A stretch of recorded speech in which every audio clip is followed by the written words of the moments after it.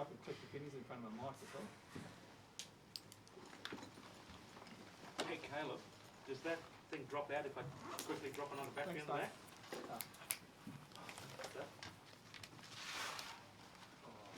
Another one? Hey, I was told that they were coming. Are they coming? Yep. He's just gone to Caleb, them from behind the curtain. If I drop this battery off this, will the TVU go offline? Right. Do you want to stay on with Can you, you or go are and you right? reset that, mate? Because I'm going to have to do it. Oh, no, it'll be on. So just confirm, please. 30 seconds Yeah, away. I'm going to have to do it now, mate. 30 seconds away, Pete. Okay, you've only got 30 seconds. Can you check that TVU, Caleb, please? It'll be on, mate. Yep. What shot are you on, Tom? It's good, yeah, walking in.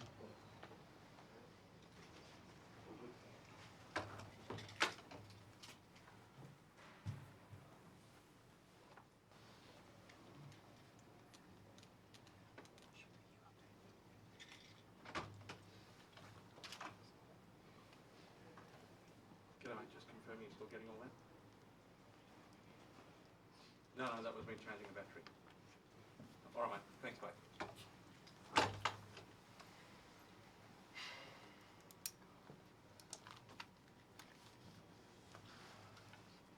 Hey, sir, it's Johanna. Can you tell me why you stream? We're on air and they're coming.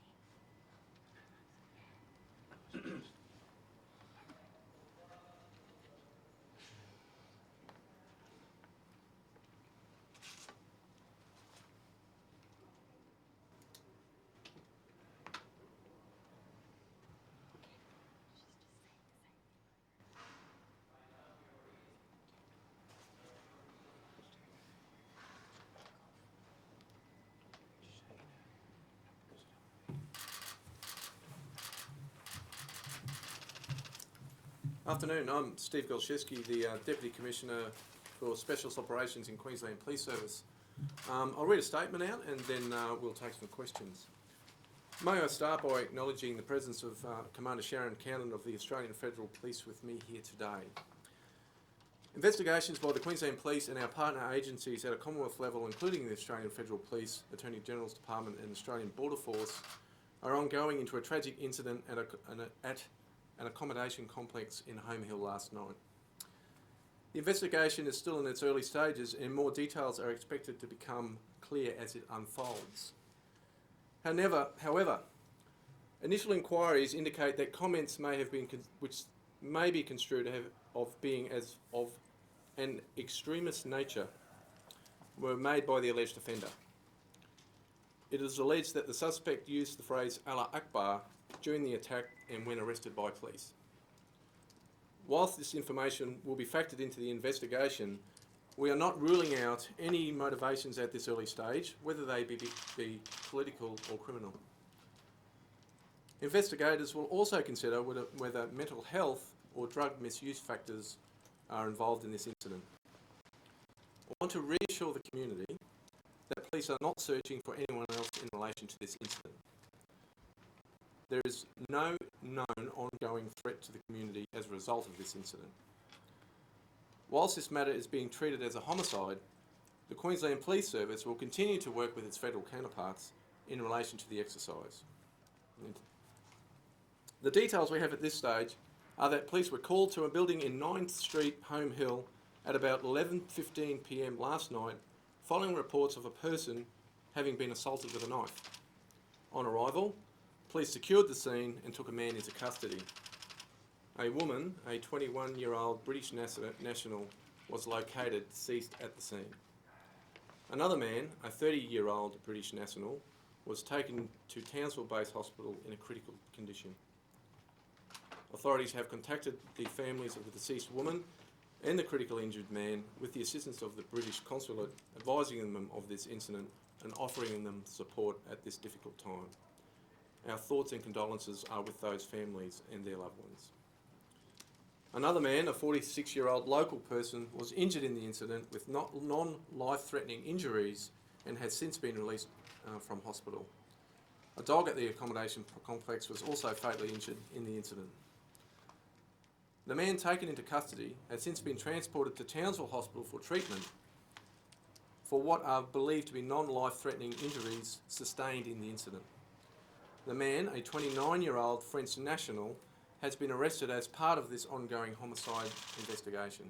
Charges are yet to be laid. This person appears to have acted alone. He is a visitor to Australia and has no known local connections. However, investigations are ongoing. Police are not searching for any other person in relation to this incident. There is no known ongoing threat to the community arising from this incident. This is not about race or religion, it is individual criminal behaviour. Our community should feel reassured that the investigation is thorough and committed and is being fully supported by all responsible agencies. As I've stated, the investigation is still in its early stages and more details are expected to become clear as it unfolds. And certainly if any member of the community has information that they think is of relevance to the investigation, we encourage them to contact Crime Stoppers on 1800 333 000. Happy to take any questions. No any ties to ISIS or anything like that at this stage? No. How long, the person arrested, how long has he been in Australia? He's been in Australia since early this year, around March. Was he holidaying? Was he a backpacker? He was in a backpacker's accommodation up there. He is on a temporary visa. We don't know if he was holidaying. No, our information, as I said, it's early days yet. We're still trying to work out the connections this person may or may not have, and certainly what he's been doing whilst he's been here. Is this kind of a shocking attack? It seems like if it is a terror attack, it's not like anything you've seen before. We've had 3 people stabbed, one dead, deceased, and one critically injured. It's a shocking attack by any standard. So the motivations for it are unclear. As I said, there are many or a number of different circumstances that could be at play here, and our investigation is trying to determine what they are. Is he on any watch lists of any sort or anything like that previously? He's not known to us. We have no records of him. So not known to police at all prior to this? How long had the British nationals been in the country? I can't answer that at the moment, sorry. And were they together? They were all staying in the same accommodation. Their circumstances is also part of the investigation that we have to determine. How many witnesses were there to this event and what happened in the immediate aftermath? There were a number of witnesses. I won't go into the exact details. This is all subject to investigation. That in due course will be a matter that has to be considered before court. But what happened was police were called and they arrived at the scene and the suspect was still there and he was taken into custody by police. What sort of environment did this all take place in? Was it outdoors, indoors? Backpacker hostel. So I understand there's at least one level above ground, but I don't have the exact details of the accommodation with me. When do you expect charges will be laid? As per any investigation, it'll depend on when we're able to get to the point where an interview can be conducted and then a determination made on the appropriate charges. At this stage he remains in hospital and has not been interviewed. What more can you tell us about what he yelled out? At what point did he make those comments? That's all a matter for investigation. It has been confirmed that the phrase, as I indicated, Allah Akbar, was uttered, and we have confirmed that. The rest of the phrasing, anything that he said, is subject to the investigation and unclear at this stage. Has that been confirmed? Yes, it has. No, how, sorry. Police were wearing body-worn video. Was there an argument in the hostel prior to this, or was this just a spur of the moment? No, that's all subject to the investigation. It's unclear at stage. So, as you understand, there's multiple witnesses. They all have to be interviewed. Statements are still being taken. The investigation is happening right now, so we don't have clarity around some of these issues. Surely this must be the first investigation of its kind in Queensland It's a homicide investigation at this stage. for a stabbing attack of this nature. Yes, regrettably, we have a number of homicide investigations each year. What we're saying is that due to the nature of it, we're considering all options here. Hence, Sharon's standing here beside me. We're working very closely with our partner agencies to make sure that if there is any indication that this has an extremist slant to it, or this person had been radicalised, that we will be able to discover that. At this stage, we have no evidence of that. What is AFP? From what you were saying, did this man utter this phrase in the presence of police? He uttered the phrase both during the attack and when arrested by police. What can you tell us about the nature of the deceased woman's injuries? Oh, I can't go into that at this stage. Have you contacted French police and will we be working with them? I'll defer to Sharon about what's happening in the international space. Look, first up, I'd like to say on behalf of the AFP that I'd like to send my condolences to the loved ones of the victims involved, and that this was a senseless act of violence and it's not tolerated in our society. Yes, through our international relationships with international law enforcements, we are speaking with all the appropriate international law enforcement. We're working very closely with the Queensland Police and we'll offer any assistance through this investigation. Do we know if the relatives of the victims are going to come to Australia? It's a bit early to speculate what their personal decisions will be. What kind of contact will AFP now have with international police? We'll follow all lines of inquiries and we'll do everything we can to assist the investigation that's ongoing. So any line of inquiry that takes us to any international law enforcement, we will follow. In terms of the order of events, was the woman attacked first and then the others? How did it all happen? Yes, we understand that there was a sequence of events with the first person being attacked being the female. And how did the dog come into all this? Look, that's something that'll come out in the investigation in a matter that will be considered before court, but that was subsequent in the events that occurred. Do you know if many people tried to save her, help out? Look, we're not in a position to talk about that sort of detail just at this stage. So he's been in the country since March, in Queensland. Has he been in Queensland since March? No, I don't. I won't go into that just yet, but he did not enter into Australia through Queensland. He came through another state. So there's body-worn video from police of part of the incident. Is there any other footage that you're looking at? Or? Early days in the investigation. Obviously, we'll look at see whether there's any CCTV available in the area or indeed in the premises. Had that man been staying at the hostel the night prior or at that time? That'll all come out in the investigation. The incident occurred at the Backpackers. We understand he was in that as part of that scene. How long he's been staying there is all subject to the investigation. And was it in like a communal lounge area or Can't where was comment it? on that. Are the two British people a couple, or are they just happen to? No, I'm not in a position to go into that sort of information at this stage. Is there any indication that the man had tried to kiss the British woman before the attack? No, I certainly wouldn't get into that either. And I have no information about that sort of thing. In terms of the safety of border security and the implications that it has in that space, what comments can you make on that?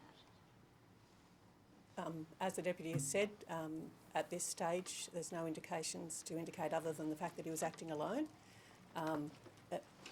Albeit it is a shocking incident and the community should remain vigilant. He was lawfully in Australia and at this stage he's not known to authorities.